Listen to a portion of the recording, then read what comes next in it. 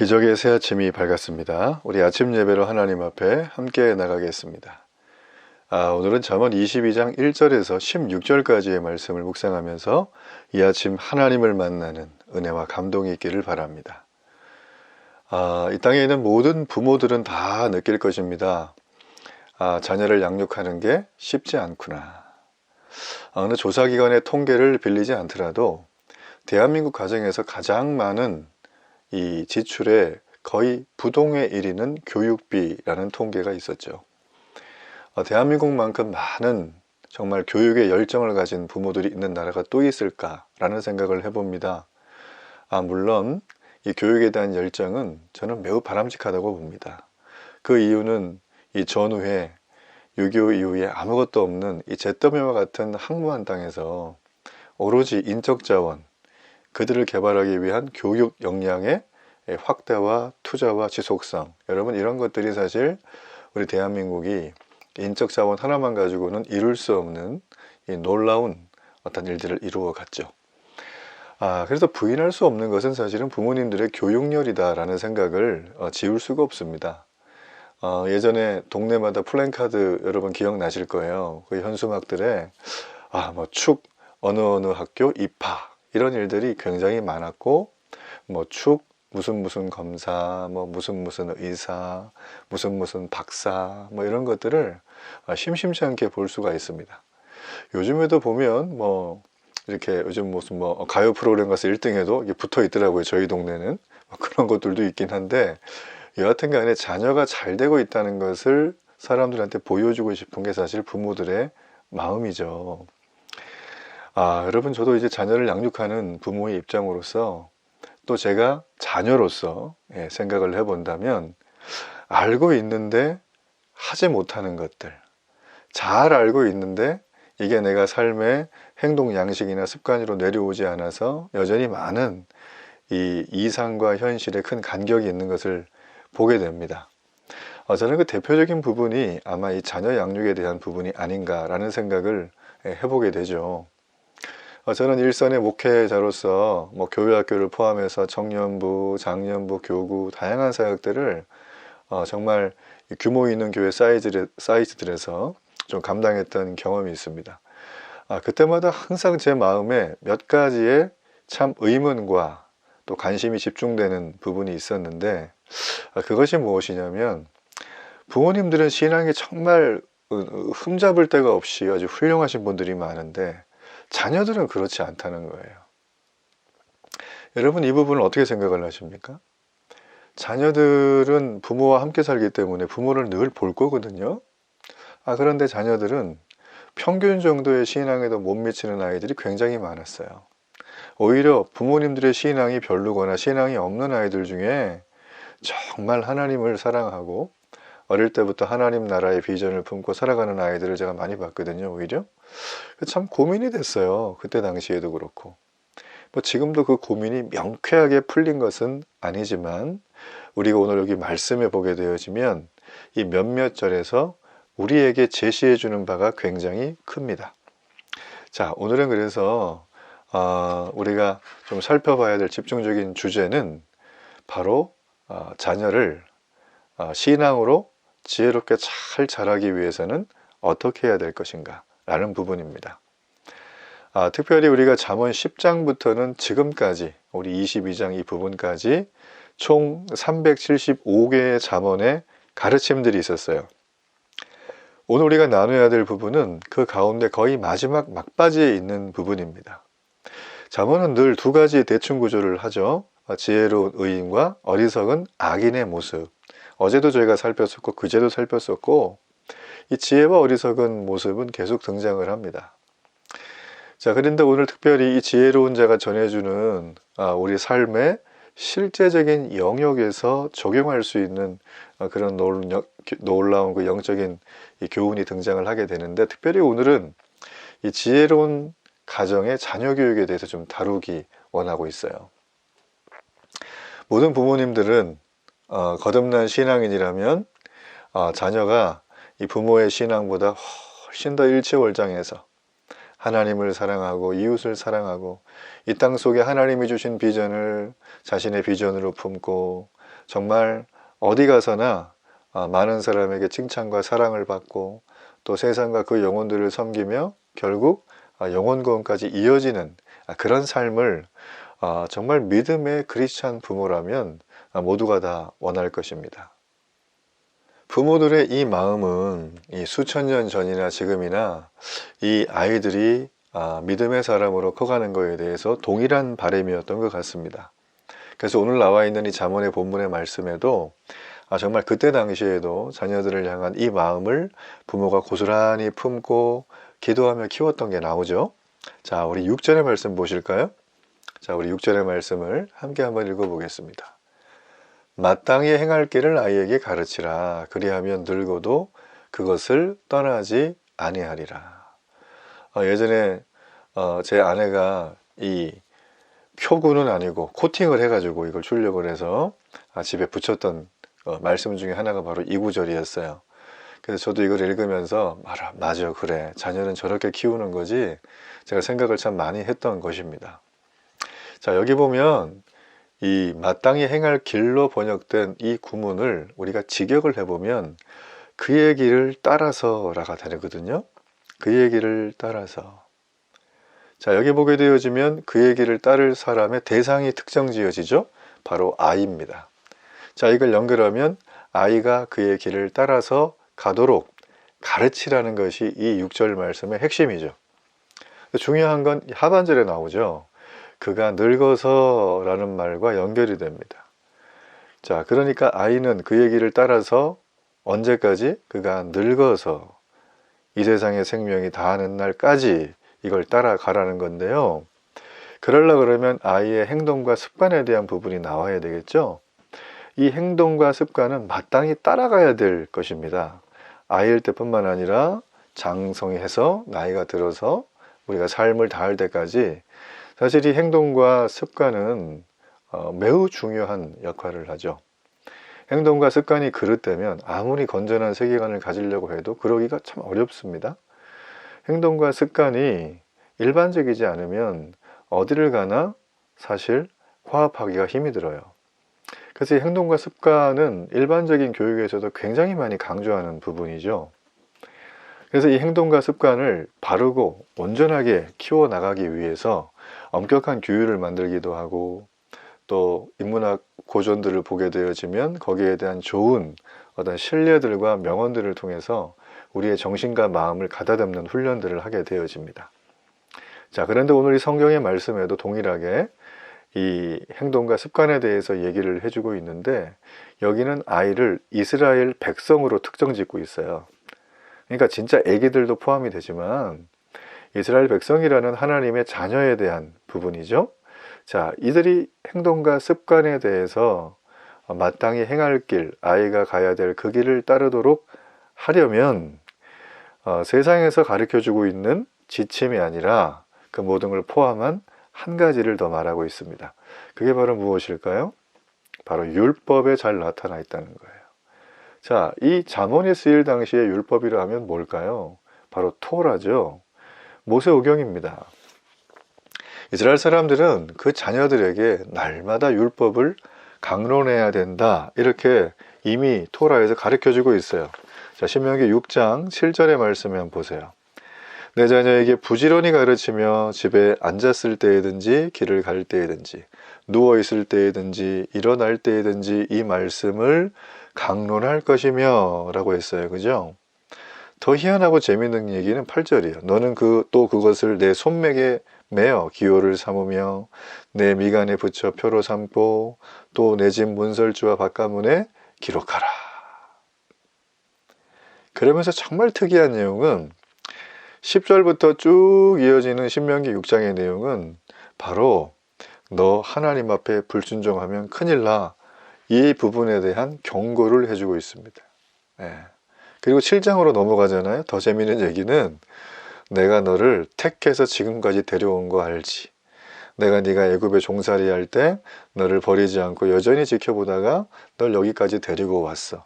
그게 바로 나야. 그게 하나님이 말씀하시는 거예요. 여러분, 그렇기 때문에 하나님은, 우리를 구출하신 하나님은 우리가 이제 하나님과 관계가 깨어진 것이 완전히 회복될 수 있도록 하나님을 만나는 시스템을 정비하십니다. 그게 바로 뭘까요? 바로 예배예요. 바로 레위기에 제사가 나온다는 얘기는 바로 그런 것들이죠. 하나님이 공식적으로 임하는 채널에 대해서 레위기는 말해줍니다. 그리고 그 예배는 오늘날 우리가 드리는 예배자의 삶이라는 거예요. 그래서 마땅히 행할 길을 아이에게 가르치라 라고 하는 이 말 속에는 우리가 하나님과 소통하며 살 수 있는 모든 게 담겨져 있도록 그 아이의 행동, 그 아이의 습관이 말씀을 따라서 잘 정리가 되도록 하라는 것입니다. 디모데후서 1장에 가면 이렇게 정리가 잘 된 사람이 있죠? 바로 디모데예요. 네, 정말 바울은 이 디모데를 믿음의 사람으로, 말씀의 사람으로 키우기 위해서 정말 부지런히 수고를 했습니다. 그래서 디모데는 정말 후에 멋진 믿음의 사람이 되었죠. 여러분, 그렇습니다. 우리가 자녀를 키울 때 사실 어떤 목적이 없이 키우진 않아요. 이 아이가 행복하면 좋겠다. 그것도 목적이 돼요. 이 아이가 이타적인 삶을 살아가면 좋겠다. 이것도 목적이 됩니다. 이 아이가 행복하고 이타적인 삶도 살아가고 더 중요한 것은 제일 먼저 여호와 하나님, 따뜻한 아버지와 같은 그분의 품에서 이 아이가 함께 살아가면 좋겠다. 이런 부모의 신앙이 아이에게 그대로 전수될 수 있도록 부모는 정말 간절한 목적지를 가지고 나간다는 것입니다. 그런데 오늘날 우리가 잘 아는 것처럼 21세기 대한민국에 점점 교회 학교, 즉 주일학교가 숫자가 줄어든다는 거 여러분 아십니까? 저희 교단만 해도 한 12,000개 정도의 교회가 있습니다. 근데 교회 학교가 없는 주일학교가 없는 교회들이 절반이 넘는다는 통계를 제가 들은 적이 있어요. 지금은 아마 더 하지 않을까, 코로나 끝난 다음에. 그런 생각이 듭니다. 이게 여러분 인구 소멸 지역이라든지 저출산 때문에 고통당하는 어떤 다른 외곽 지역이라고 제가 말을 안 해요. 서울도 그렇고 수도권도 그렇고 아이들 정말 많거든요.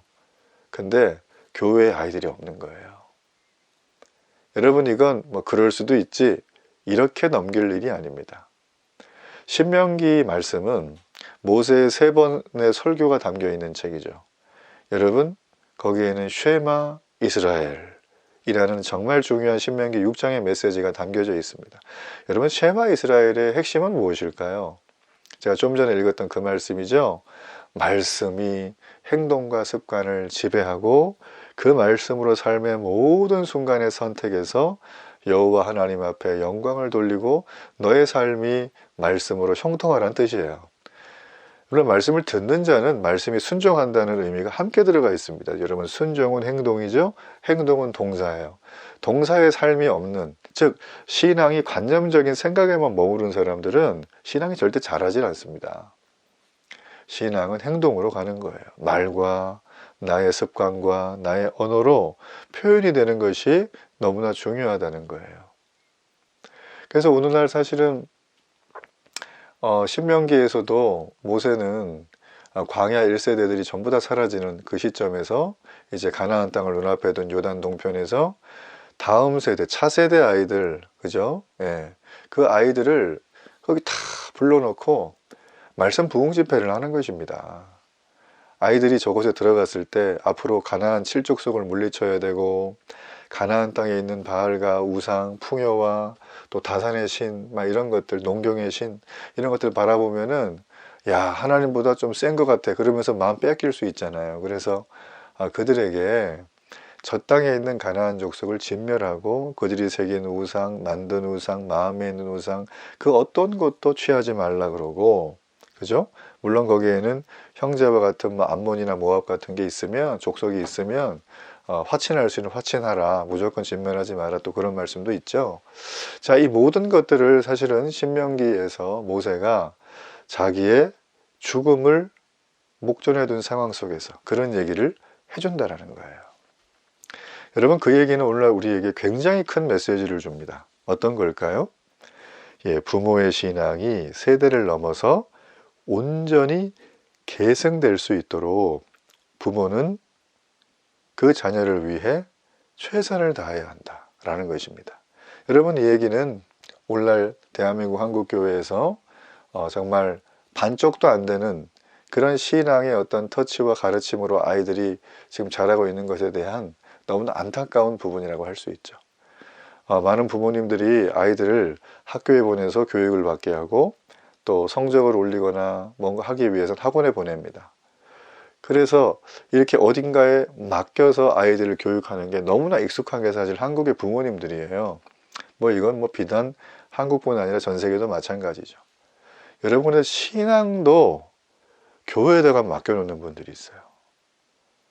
네. 근데 여러분 교회 아이들을 맡기는 그 일주일 동안에 절대 시간이 얼마나 됩니까?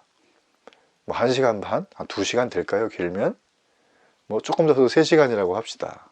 보통 1시간 남짓이겠죠, 그죠? 여러분 이렇게 하고 일주일 내내, 그죠? 일주일 내내 143시간 동안 온통 세상에서 원하고 추구하는 것들 듣고 보고 스마트폰으로 세상의 내용과 세상의 흐름들을 다 파악하고, 그리고 부모님이 살아가는 모습을 보니까 분명히 우리 부모님들은 집사님, 권사님, 장로님 이런 분들인데, 심지어는 목회자도 있는데, 그 아이들이 바라볼 때 정말 우리 부모님은 찐이야, 정말 믿는 분이야, 이런 어떤 탄성 어린 마음의 감사와 함께 이런 얘기를 여러분 듣는 부모가 얼마나 되시겠어요? 이 메시지를 하는 저 역시도 장담할 수 없습니다. 네. 여러분 그렇기 때문에 사실 우리가 오늘 이 말씀을 나누는 것은 굉장히 부담스러운 말이에요. 마땅히 행할 길을 나에게 가르쳤는지 물어본다면 우리 마음속에 그렇지 않은 것 같아요 라는 말이 훨씬 더 많이 생기지 않을까 라는 생각을 하게 되어집니다. 여러분 정말 중요한 건 무엇이냐면, 자녀들에게 이 죄악 가득한 세상 속에서 하나님의 순결한 백성으로 살 수 있도록 하기 위해서는 우리가 마땅히 해야 될 일과 하지 말아야 될 일을 교회에다가 맡기고 학원에 맡기는 게 아니라 가정에서 가르쳐야 됩니다. 필요한 경우에 오늘 말씀해 보게 되어지면 어떤 게 있어요? 이 책망과 징계를 해서라도 자녀를 온전하게 하라는 거죠. 자, 그게 여러분 15절이에요. 아이의 마음에는 미련한 것이 얽혔으나 징계하는 채찍이 이를 멀리 쫓아내느니라. 여기 보면 징계하는 채찍이 이 다른 번역에 보면 가르침의 막대기라고 했습니다. 그러니까 아이는 어릴 때부터 사실은 자기 자신밖에 몰라요. 사람은 다 그렇지만 이걸 성경은 어리석게 짝이 없다 그랬어요. 그러니까 어리석게 짝이 없는 거는 말로 해서는 안 될 때가 있습니다. 여러분 그럴 땐 가르침의 막대기, 가르치는 시간이 필요한 거예요. 그건 여러분 각자가 좀 지혜롭게 하시면 좋을 것 같아요. 그래서 이렇게 필요한 경우에 책망과 징계를 해서라도 자녀가 올바르고 형통한 길을 걷도록 해야 되는 것이 부모의 의무이자 특권이자 하나님이 자녀를 부모에게 맡긴 청지기의 사명을 다하는 것입니다. 하나님은 가정에서 신앙교육이 이루어지기를 원하세요. 우리가 기본적으로 교회에서 하나님을 배우며 이웃을 섬기는 법을 잘 배우지만 그보다 먼저 가정을 통해서 근본적인 신앙 훈련이 되어야 됩니다. 급격히 변화하는 현대사회 속에서 자녀가 영원히 변하지 않는 하나님 말씀에 순종하며 살도록 하기 위해서는 여러분 가정에서의 신앙교육이 절실해요. 가정에서는 어떤 말을 주고받는가, 가정의 다스림을 받는 아이인지 받지 않은 아이인지, 가정 예배는 드리는지, 혹은 함께 큐티나 묵상을 통해서 나눔을 하는지, 우리가 알고 있는 SNS의 그런 온라인상의 방들을 열어서 하나님과 함께하는 어떤 흔적들이나 내용들을 나누고 있는지, 여러분 우리는 그런 것들을 사실 일상 속에서 자주 접할 수 있도록 아이들에게 보여줘야 합니다. 여기서 단 주의할 것이 있습니다. 자, 주의할 것은 뭘까요? 아이를 바른 길로 인도한다고 해서 무조건 징계와 채찍으로만 다스려도 안 된다는 것이죠. 또 하나 주의할 것이 무엇일까요? 제일 중요한 건데, 부모가 신앙으로 살지 않으면서 아이에게 하는 말은 그거는 강요고 폭력이에요. 부모가 그렇게 하지 않으면서 아이에게 하면 아이들은 다 압니다. 그렇죠? 우리가 학교 다닐 때 정말 존경하는 선생님들 한두 분씩은 다 계실 겁니다. 우리 그분들 왜 존경했죠? 가만히 기억을 떠올려 보세요. 아, 그분이 너무 잘생기셔가지고, 아, 그분은 너무 점수를 잘 줘서? 아니에요. 그렇죠? 왜 존경했어요? 선생님답게 사셨기 때문이에요. 마찬가지입니다. 지혜로운 가정교육은 사실 부모가 먼저 하는 것입니다. 부모가 먼저 하는 거예요. 애들한테 성경 읽어라 하기 전에 부모가 지금 보고 있는 드라마 끄고, 그죠? 스마트폰으로 하고 있는 게임 아빠는 그만하고, 쓸데없는 여러 가지 신변 잡기에 시간 쏟는 것도 이제 그만 스탑하고, 아이들 앞에 가서 함께 앉아서 말씀 얘기를 서로 나누는 거고, 아니면 성경을 펼쳐서 보는 거고, 아니면 내가 기도하는 시간을 이 시간엔 기도한다고 좀 티를 내면서 아이들한테 아빠 놀아줘 그러면 아빠는 긴 기도하는 시간이야. 기도의 골방에 들어가서 10분만 하고 올 테니까 조금만 기다려. 그럼 아이들이 처음에는 입을 이렇게 내밀다가도 아이들은 알아요. 아, 우리 아빠는 하나님 사랑하는구나. 하나님하고 대화하는 거를 엄마랑 대화하는 것보다 더 좋아하네? 이러면서 아이들이 인정을 해준다는 거죠. 여러분, 제가 아까 전에 좀 말을 했지만 자녀를 키워보는 입장으로서 이 부분은 절대 쉽지 않습니다. 사실 오늘의 설교는 저 자신을 위한 성찰과 반성과 회개의 메시지라는 게 훨씬 더 커요. 결론을 맺을게요. 지혜로운 자는 누굴까요? 하나님의 지혜가 자신의 삶에 구체적으로 드러나며 살아가는 것입니다. 이를 위해서 적용하는 것이죠. 여러분, 자녀에게 평생 하나님 말씀이 마음에 새겨지고 순종하며 살아가는, 그래서 하나님이 주시는 풍성한 덕과 아름다운 모습을 간직한 채 나누며 사는 것을 보고 싶으십니까? 여러분, 그렇다면 여러분이 먼저 하세요. 여러분이 먼저 하세요. 여러분이 먼저 하면 100마디 말보다 아이는 5절처럼 패역한 자의 길로 가지 않을 것이고, 그 길에 가시와 올무가 있어도 그 아이는 넉넉히 이기며 피해갈 것이고, 겸손히 여호와를 경외하기 때문에 4절에 보면 재물과 영광과 생명이 그의 인생 내내 보상으로 따를 거예요. 여러분, 이런 놀라운 믿음의 눈을 가지고 오늘도 자녀들과 함께 하나님을 사랑하고 이웃을 섬기는 복된 이 청지기의 부모님이 되기를 간절히 바랍니다. 우리 결단의 기도를 하나님 앞에 함께 드리겠습니다. 마땅히 행할 길을 나에게 가르치라. 그리하면 늙어도 그것을 떠나지 아니하리라. 하나님, 이 땅의 모든 부모님을 위해서 기도합니다. 하나님, 이 땅의 모든 자녀이면서 부모님을 위해서 기도합니다. 하나님, 지금 내가 자녀인 자들을 위해서 기도합니다. 오직 여호와를 경외하며 보상이 내 마음에 가득하게 하여 주셔서 내가 하나님 말씀을 따라 살아가는 것이 세상에서 어리석고 미련하다고 손가락질 할지라도 오직 부자도 그렇고 가난한 자도 그렇고 이 모든 것을 지으시고 만드신 분은 여호와 하나님임을 2절과 같이 고백하면서 이 하나님의 말씀에 귀를 기울이고 내 신앙을 진짜 만들어가고 내가 진짜 리얼 크리스천이 되어서 나에게 자녀가 있다면 그들에게 말이 아니라 행함으로 함께하는 넉넉한 믿음의 사람이 될 수 있도록 하나님, 오늘 저희들에게 은혜를 베풀어 주시옵소서. 감사와 찬양을 드리며 예수님의 이름으로 기도합니다. 아멘.